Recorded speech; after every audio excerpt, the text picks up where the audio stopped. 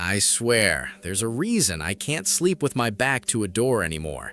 It all started in that old Elm Street house, a place that devoured my childhood sense of safety.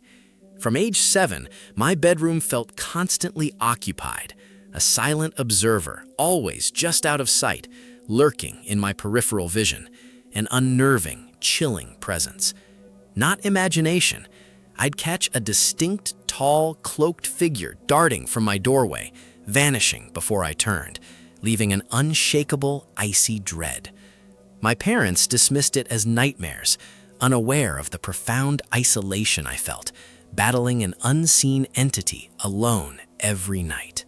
The fear solidified one evening when, curled up reading, I felt a distinct skeletal hand brush my hair, cold as death, sending a piercing shiver through me. I screamed, a raw, primal sound echoing through the empty house, jumping up to see nothing, but that icy imprint burned into my scalp for hours. We moved a year later, and I never saw it again, but that phantom chill still resurfaces whenever the air goes unnaturally still in a dark room. It's a constant, silent reminder that some things truly follow you, even when you run. That house fractured my perception of safety.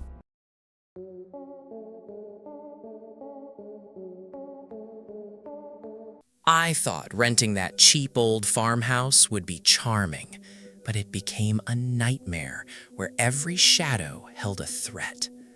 Things started subtly. Keys moved, cupboard doors always ajar. A cold whisper brushed my ear when alone, chilling me. My breaking point was the attic door. No latch, just a hook. It would creak open, revealing darkness at the top of the stairs. I'd close it, secure the hook, even wedge a chair, only to find it wide open minutes later, chilling draft from the void. One night, fed up, I stood at the stairs, demanding what was there. The temperature plummeted, air impossibly heavy. Then, a guttural, wheezing growl echoed from above, a sound unlike any, making my hair stand as terror gripped me. I didn't even pack. I just grabbed my keys and fled into the night, leaving all that growl etched in my mind.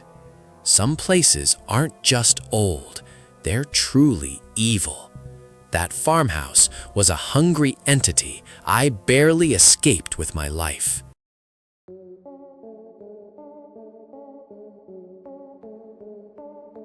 My grandmother's old Victorian house always felt off, even before she passed, but moving in after her death unleashed something truly malevolent.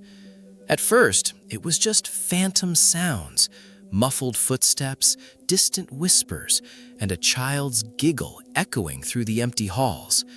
I rationalized it as residual energy, a child's spirit. But the laughter quickly soured, becoming dark, angry, almost taunting. Then objects started moving. My grandmother's porcelain dolls would turn their heads to watch, small trinkets flying across the room, barely missing me. The air grew thick with palpable rage, a suffocating weight that pressed down, making breathing difficult, as if a furious entity was directly behind me. One night, a heavy crystal vase shattered against the wall beside my head, propelled with force, sending shards scattering, my heart into my throat. That was it.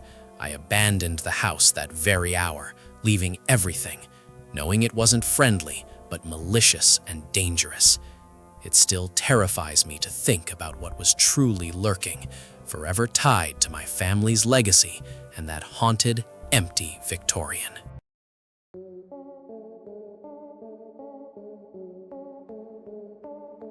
My new house had a dark history, a family tragedy whispered through generations.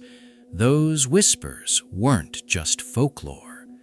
The agent glossed over the incident, but gossips revealed a father murdered his family here decades ago.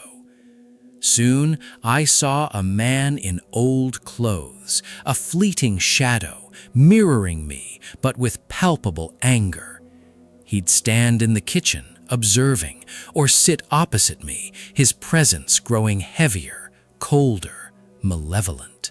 I'd hear his ragged breathing, feel his chilling breath on my neck. The temperature dropped dramatically, bringing an overpowering scent of decay. The climax came one night when I awoke to find him standing over my bed, his face twisted into a grotesque, furious snarl, eyes burning hatred. I bolted, screaming, down the stairs and out the door, convinced in an attack, driven by primal survival. That house wasn't just haunted, it was a prison for a damned soul. I, a victim of its eternal rage.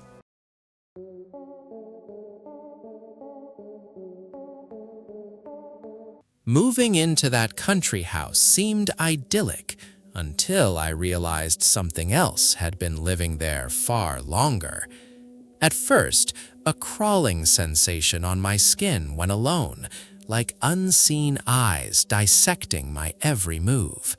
Then came scuttling sounds from within walls, a rapid movement that wasn't rodents, something much larger, faster. I started seeing fleeting, multi-limbed shadows darting across rooms, too quick to register, leaving sickening fear. The air grew thick with a putrid, musky smell, strongest and darkest corners where shadows deepened. One horrifying evening, a grotesque, arachnid-like creature, black and glistening, dropped from the ceiling, its many eyes fixing on me. I screamed, bolted for the door, not looking back as its chitinous legs scuttled rapidly behind me, a pursuit I barely outran. That house was a nest for something ancient. The memory of those eyes and that chase still crawls beneath my skin.